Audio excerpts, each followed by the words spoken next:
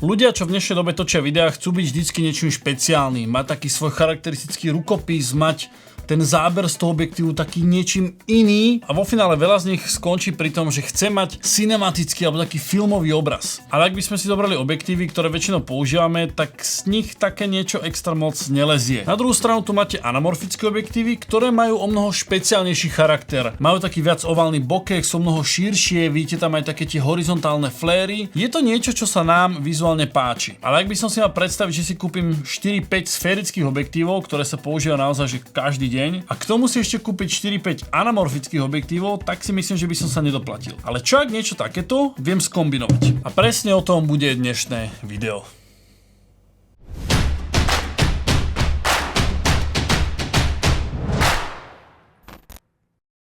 Dámy a páni, značku Sirui už ste na tomto kanále mohli vidieť, avšak prednedávnom, je to už trošku dlhšiu dobu, ale nemal som čas úplne sa k tomuto dostať, predstavil Sirui anamorfický adaptér. Pre veľmi jednoduché vysvetlenie, čo to je to v podstate adaptér, ktorý namontujete sem dopredu vášho objektívu a on vám dodá ten váš vytúžený anamorfický charakter. To, čo ja v balení mám, okrem samozrejme záručnej kartičky, sú myslím, že 4 redukčné krúžky. Samotný adaptér má priemer 82 mm. Tu máte step up ring, ktorý vám z tých 82 mm spraví 92, alebo po prípade step down krúžky, ktoré vám z 82 spraví 77, 67 a 72. Takže vo finále tento adaptér viete namontovať na takmer čokoľvek. No a potom tu máme našu hlavnú časť adaptér. Ten adaptér je tak veľmi zaujímavo loveno zvláštne zabalený a je zabalený v takomto vakuovom sáčku. Už aj keď predtým som mal nejaký objektív Sirui a prišlo mi toto balenie, tak som bol úplne taký, že a nepôsobí to tak trošku, že lacno? Že proste mám vec, ktorá stojí niekoľko stoviek eur a mám to proste v sáčku? A v momente, keď som to dopovedal, tak som si uvedomil asi najpodstatnejšiu vec, že vďaka tomuto vakuovému sáčku vám nehrozí, že sa vám donútra dostane akýkoľvek prach, voda, špina, v podstate čokoľvek. Čiže keď ja si to rozbalím, mám to automaticky v 100% stave. Takže vo finále v podstate je to podľa mňa plus. Poďme na to. Takto nejako vyzerá ten náš adaptér.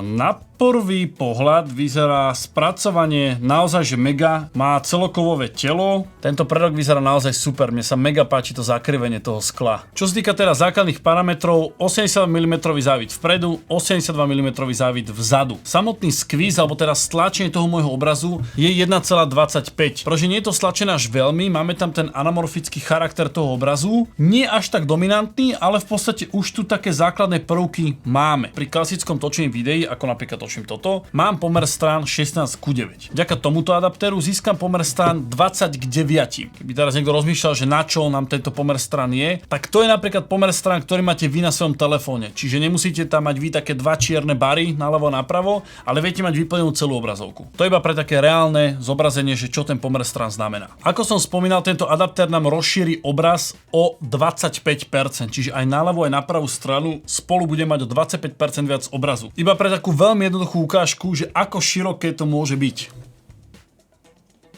Ja to iba preložím sem a zrazu vidíte túto moje svetlo, ktoré mám, aj s čiernym akustickým panelom. A na druhej strane je to isté. Takže naozaj vám to ten obraz dostatočne rozšíri. Samotná hmotnosť adaptéru je 650 gramov, čo áno, nejaká váha už je, ale nie je to zase podľa mňa niečo až drastické. Oproti napríklad konkurencii, značka Momentum vyrába takýto anamorfický adaptér, tak tam ste na úrovni skoro 900 gramov, nejakých 880. Tu je to 650, čiže myslím si, že ešte sme na tom vyšli pomerne fajn. Tá váha tu je a bude ucítiť, ale nie je to zas až tak niečo drastické. Treba samozrejme spomenúť najkratšiu preostrovaciu vzdialenosť tohto adaptéru a to je 0,8 metra. Pri najhoršom by sa sem dal použiť ešte diopter, aby ste vedeli ísť ešte trošku bližšie. Diopter je také zaoblené sklíčko, ktoré sa montuje sem dopredu a umožňuje vám preostriť na ešte kratšiu preostrovaciu vzdialenosť. Na tom adaptéri sa nachádza aj takéto červené tlačidlo, ktorým si vy viete nastavať samotné pokrútenie toho záberu. Keďže vlastne naše fléry majú byť horizontálne, tak niekedy sa môže stať, že na tom objektíve to nezapasuje a stane sa vám, že napríklad ten flare, ktorý má byť horizontálny, je trošku krivo. Vďaka tomuto gombíku vy si ho viete vyrovnať, aby ten skvíz bol prirodzený. Presne teraz napríklad aj môžete vidieť, že toto je stred môjho objektívu, ale ten štvorec, ktorý tam mám, je trošku krivo. Ja keď si stlačím ten gombík, tak to viem pekne takto posúvať a nastaviť to do mojej roviny. Veľmi podstatná vec, ktorú treba povedať, Tento anamorfický objektív nefunguje na všetky ohniskové vzdialenosti. Tu vám aj hádžem tabuľku, aby ste si vedeli pozrieť, že na akú veľkosť čipu pri akej ohniskovej vzdialenosti vášho objektívu to funguje. To slovičko funguje, neberte úplne doslova. V princípe, ak to dáte aj na širšiu ohniskovú vzdialenosť pri full frame, dajme tomu nejakú 18-20, ten adaptér fungovať bude. Ide o to, že na krajoch toho záberu chytíte vinetu, ktorá je na 99,9% nežiaduca, preto výrobca píše, že v podstate na túto ohniskovú vzdialenosť to nie je určené. Čím sa mi veľkosť čipu znižuje, tým sa mi znižuje ohnisková vzdialenosť. Čo sa mi ešte páči na tomto adaptéri je, že tu máme ostriace zúbky, ktoré sú naozaj že pevné. Napríklad pri konkurencii, znova to spomeniem, Momentum, ktorý je to dobrý adaptér, ale v podstate máte tam iba na ostrenie v ruke.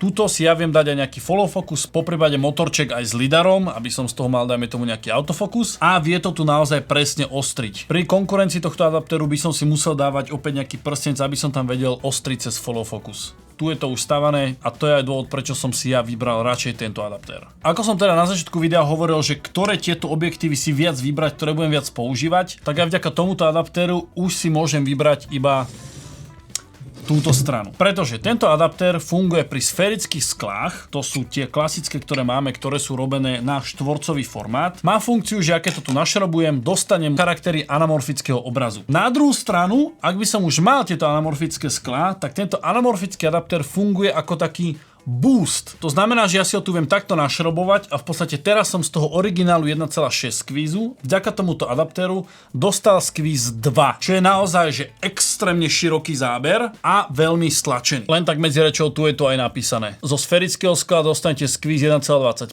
a z tejto 1,6 dostanete anamorfický skvíz 2. Avšak reálne môj primárny dôvod, prečo som tento adaptér vybral je, že chcem z mojich sférických objektívov, ktorých už mám niekoľko, dostať anamorfický look. So všetkými tými charakteristikami, ktoré anamorfický obraz má. Ešte jedna veľmi podstatná informácia. Keďže tento adaptér vám ten záber tak stlačí, ale roztiahne do šírky, tak podporuje určité clonové číslo. A to clonové číslo pri tomto adaptéri je T2,9. Ak by som mal objektív, ktorý mal, dajme tomu, clonu 1,8 a namontoval by som na ňom tento objektív, tak by sa nám trošku znížila svetelnosť na tú clonu T2,9. Napríklad pri tomto skle, ktorý má clonu T2,1, by som trošku svetla stratil. Aby som vám teraz ukázal, ako to v reálnej praxi funguje, tak teraz uvidíte zábery, ktoré vznikli vďaka tomuto anamorfickému objektívu.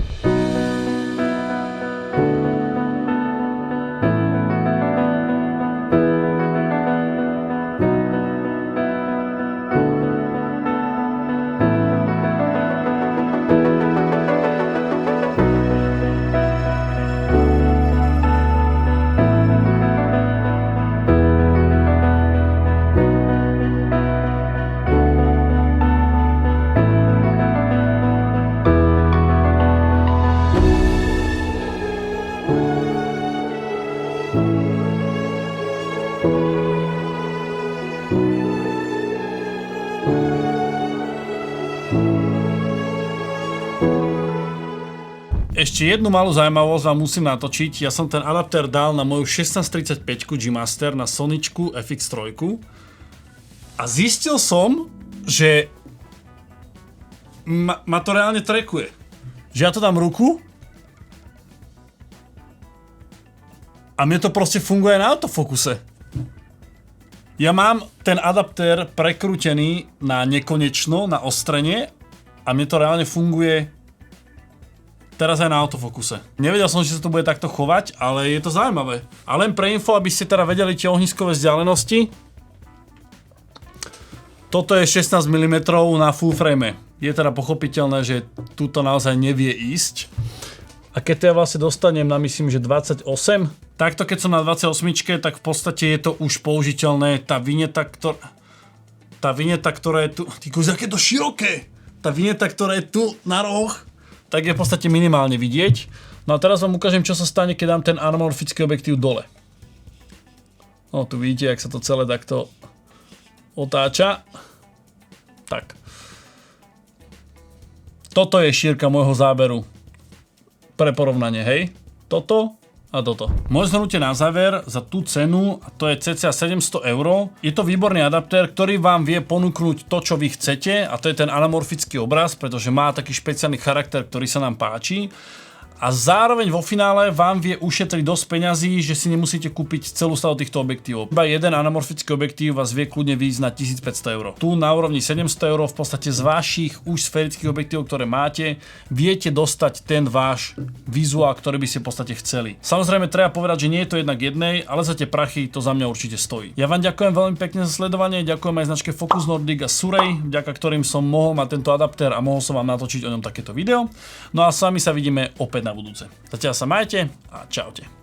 Ešte vám takúto malú vsúku musím natočiť. Ja som skúšal tento adaptér namontovať na čo najširšie sklo a trošku som si neuvedomil, že naozaj táto zadná časť je vypuklá a pri širokouhlých sklách to býva tiež vpredu vypuklé. Takže tieto sklička sa mi dotkli a jemne, veľmi jemne som si stred tohto šuchol. Aj tie zábery, ktoré ste videli, už boli natočené po tom šuchnutí, čiže vo finále nie je to na tom obraze vidieť, ale chcel som vám znova pripomenúť, že naozaj počúvajte tých výrobcov. Ak oni hovoria, že to nie je určené tie širokouhlé sklá, tak to tam nedávajte, pretože to môže skončiť o mnoho horšie ako len estetická vada.